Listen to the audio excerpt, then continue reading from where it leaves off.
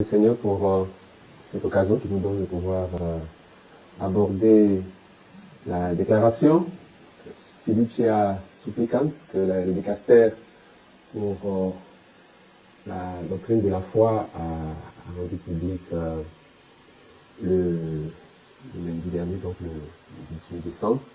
Alors je rends grâce au Seigneur pour toutes choses, comme dit l'apôtre Paul, Dieu fait tout concourir au bien de ceux qui l'aiment. Alors, je suis bien conscient, on le voit partout.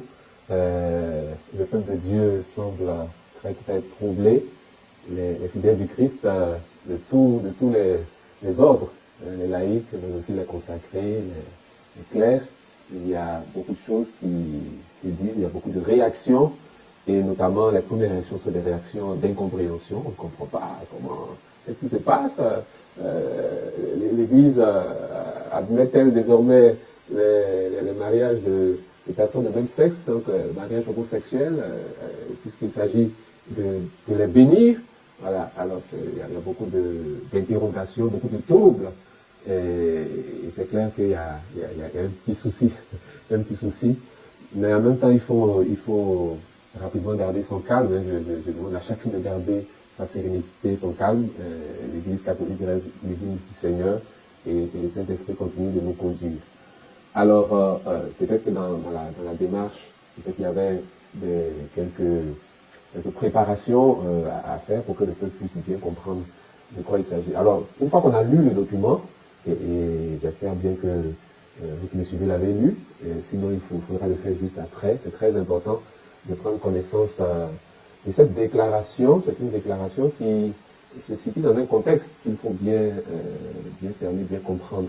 À travers ce document-là, l'Église dit désormais il y a la possibilité de leur accorder une certaine bénédiction. Alors quand on entend ça comme ça, on a un peu peur.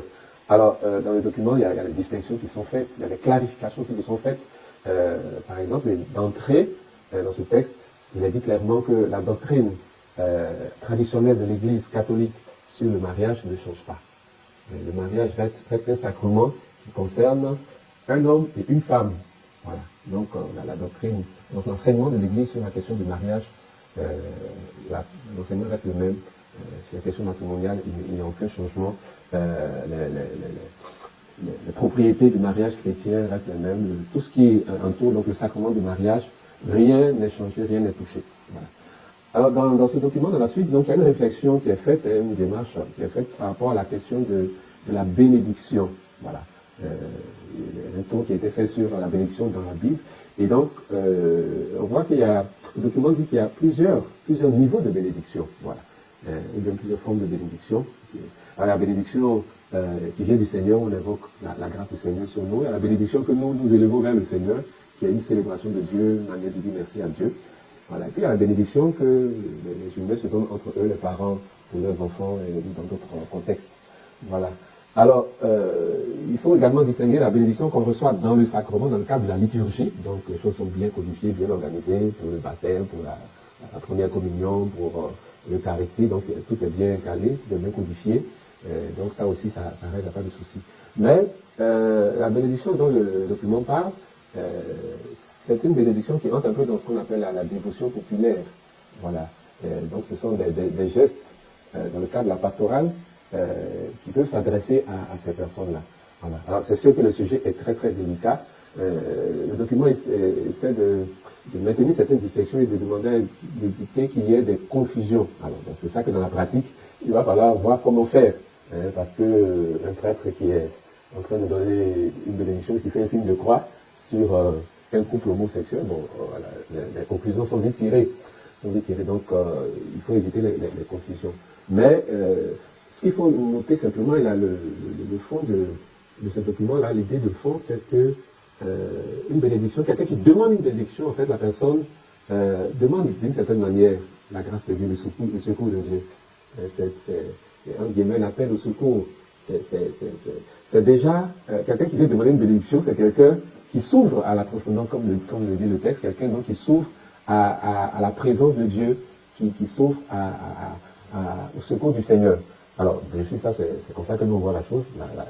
L'une des questions qu'il y a en dessous, mais est-ce que ceux qui viennent demander ces bénédictions-là ont ça en idée? Bon, ça, c'est une autre question qui est importante Voilà. Mais l'idée de ce document, c'est que quelqu'un qui vient demander une bénédiction, derrière cela, c'est quelqu'un qui demande un secours à Dieu. Et quelqu'un qui doit pouvoir, même sans le percevoir, sans l'exprimer, d'une certaine manière, qui se dispose à recevoir la grâce de Dieu qui peut changer sa vie. Alors, donc, c'est ça qu'il doit y avoir du côté de l'ensemble de l'Église.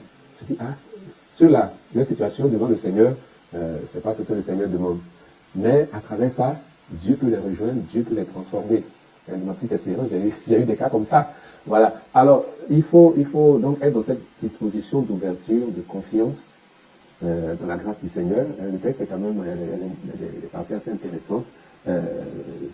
Demander la bénédiction, ou du moins donner la bénédiction à cette personne-là, c'est aussi évoquer le Saint-Esprit sur ces personnes-là. Le pape insiste pour que ça soit une démarche de charité, ce qu'on appelle la charité pastorale. Donc c'est ça qui doit nous animer. Donc plutôt que de voir le côté négatif, etc., mais on peut aussi regarder l'Église qui a les mains ouvertes à l'ensemble des réalités de notre monde, de toutes les personnes. Dieu aime tout le monde et l'amour de Dieu est vraiment pour tous. Voilà. Alors, cette bénédiction spontanée, cette bénédiction dans un cadre non liturgique, parce que c'est ça aussi, c'est en dehors de toute liturgie, cette bénédiction-là, en réalité, on les reçoit, on les donne beaucoup plus souvent qu'on ne le pense. C'est vrai, il y a le cas des couples de même sexe, mais quelqu'un qui vient demander la bénédiction de son eau, ou d'un chapelet, ou de sa maison, ou de sa voiture, ou toute autre chose, voilà. Qui nous dit que ces personnes-là ne sont pas dans ces conditions-là? Voilà. Ça peut arriver. Donc, c'est pas ça qu'on regarde. Toute personne a besoin du secours du Seigneur. Et donc, ce secours-là, il faut pouvoir leur permettre d'y accéder. Et donc, c'est la démarche. Hein. Personnellement, c'est ce que j'ai perçu dans ce document. Elle prend en compte toutes les réalités, mais elle tient à ce que ceux qui s'approchent d'elle, d'une manière ou d'une autre, finissent par découvrir le Seigneur, finissent par découvrir que ce Dieu-là, il les aime et il les invite à revenir à lui, et quitte à faire tous les détachements, tous les renoncements qui peuvent s'imposer. Voilà. Alors, que l'Esprit du Seigneur continue de souffler sur l'Église et que cet Esprit nous conduise dans la plénitude de l'amour et de la vérité.